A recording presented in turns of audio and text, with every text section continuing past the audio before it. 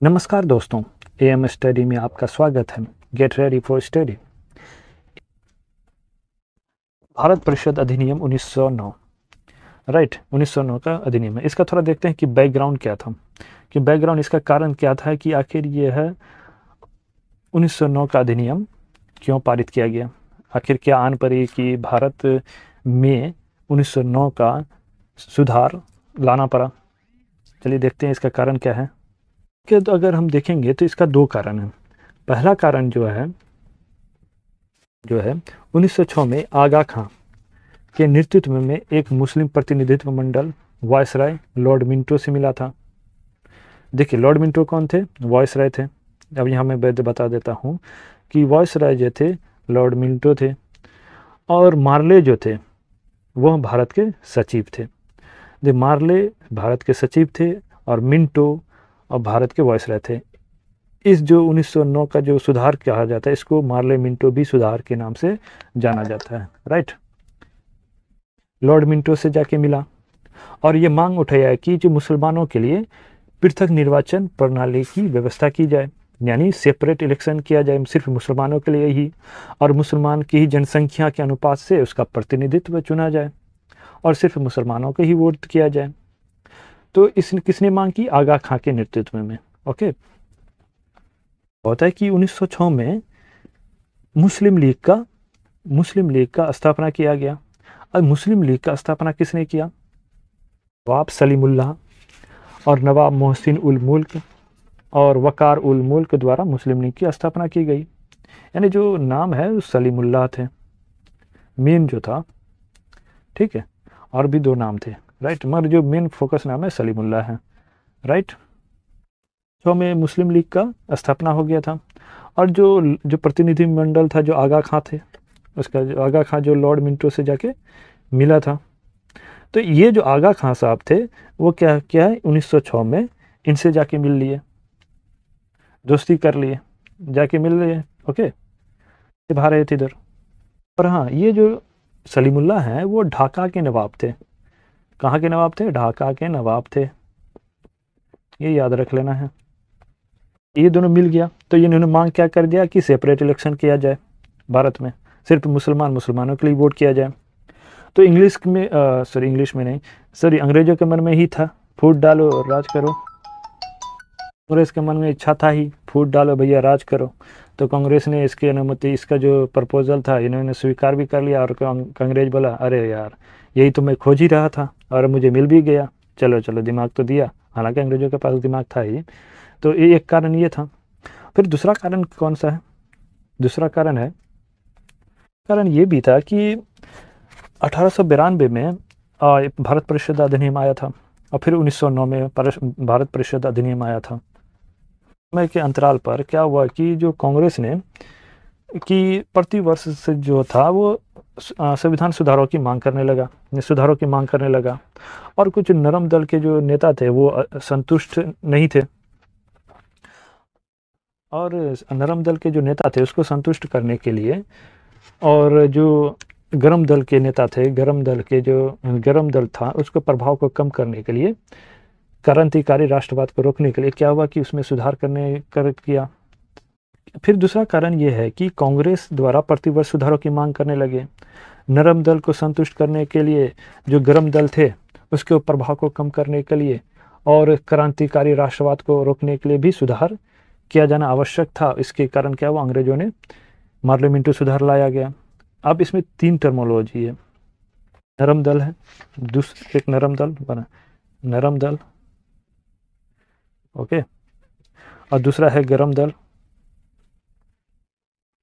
Okay, और जो तीसरा है, 1 मिनट, और तीसरा कौन सा है? तीसरा है क्रांतिकारी राष्ट्रवाद, क्रांतिकारी क्रांतिकारी राष्ट्रवाद, ओके, क्रांतिकारी। अब ये तीनों टर्मोलॉजी है, आप जाके हिस्ट्री में देख सकते हैं, ये सब हिस्ट्री का पार्ट है, राइट। थोड़ा इसको हटा लेता हूँ, 1 मिनट, इसको हटा देता हूँ। चलिए, लगभग हट गया।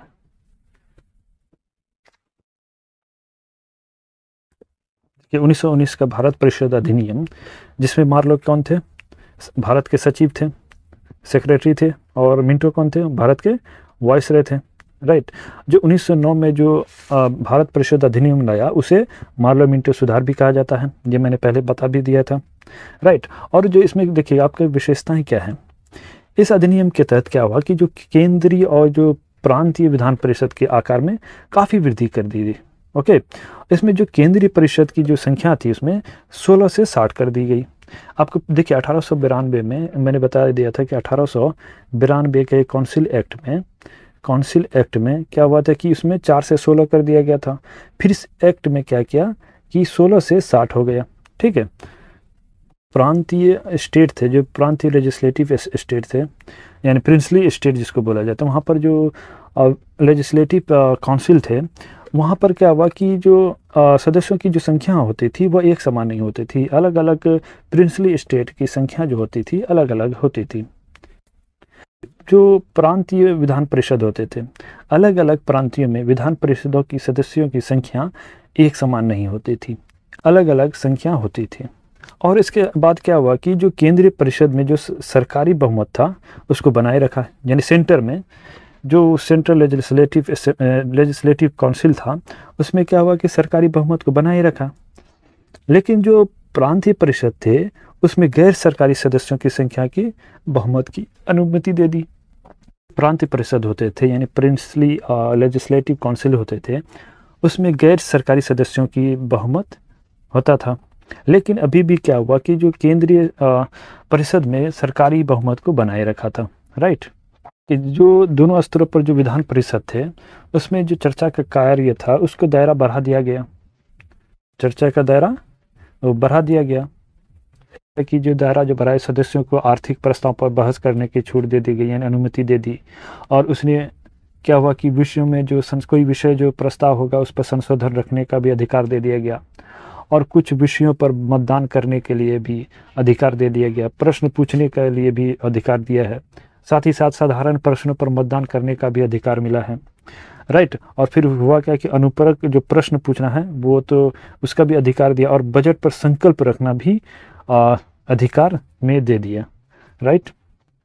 बजट का जो हिस्ट्री हुआ है मैं आगे बताऊंगा कि बजट पे जो कैसे किस तरह, पहले तो बजट पर बहस करने का भी भारतीयों का अधिकार नहीं होता था, लेकिन वो कैसे कैसे इवॉल्व हुआ है, बजट पेश करने पर भी और अब बजट को ना मानने का भी अधिकार हुआ था, वो आगे वाले विषयों में हम देखेंगे। आगे देखें, अधिनियम के अंतर्गत क्या हुआ कि पहली बार भारतीयों को वायसराय और गवर्नर की जो कार्य परिषद के साथ साथ एसोसिएशन बनाने की प्रावधान कर दिया गया, और सत्येंद्र प्रसाद सिन्हा वायसराय का कार्यपालिका परिषद का प्रथम भारतीय सदस्य बने।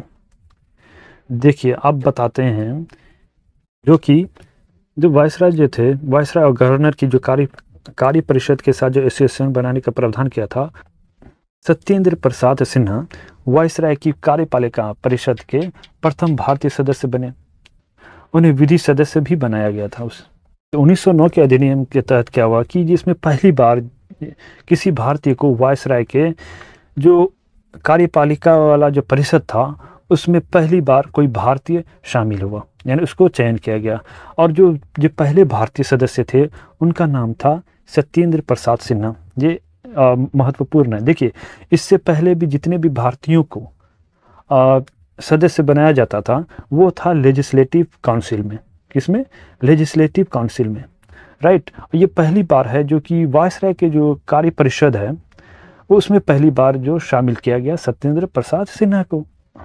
देखिए 1909 के अधिनियम में नियम ने क्या हुआ कि पृथक निर्वाचन के आधार पर मुस्लिमों के सांप्रदायिक प्रतिनिधित्व का प्रावधान किया। यानी क्या हुआ कि जो सांप्रदायिक यानी सेपरेट इलेक्शन का जो बात चली, इस पे क्या है कि जो मुस्लिम होंगे वो मुस्लिम को ही वोट देंगे, राइट। तो इसमें ये कहा गया, और इसको इसीलिए जो हुआ तो लॉर्ड मिंटो को सांप्रदायिक निर्वाचन के जनक के रूप में भी जाना जाता है। यानी लॉर्ड मिंटो साहब जो है, यानी इसको जो है बोला जाता है सांप्रदायिक निर्वाचन के जनक बोला जाता है, क्योंकि ये डिवाइड एंड रूल का लिए सबसे पहले प्रथम कार्य किया, राइट। आगे क्या है कि इसने जो है presidency corporation, chambers of commerce और विश्वविद्यालयों और जमींदारों के लिए अलग प्रतिनिधित्व का प्रावधान यानी किया। यानी जो प्रेसिडेंसी ऑफ कॉरपोरेशन प्रेसिडेंसी थे, चैम्बर्स ऑफ कॉमर्स थे और कुछ विश्वविद्यालय थे और जमींदारों के लिए एक अलग ही प्रतिनिधित्व का प्रावधान भी कर। और आपका बहुत बहुत शुक्रिया। Thank you and thank you very much.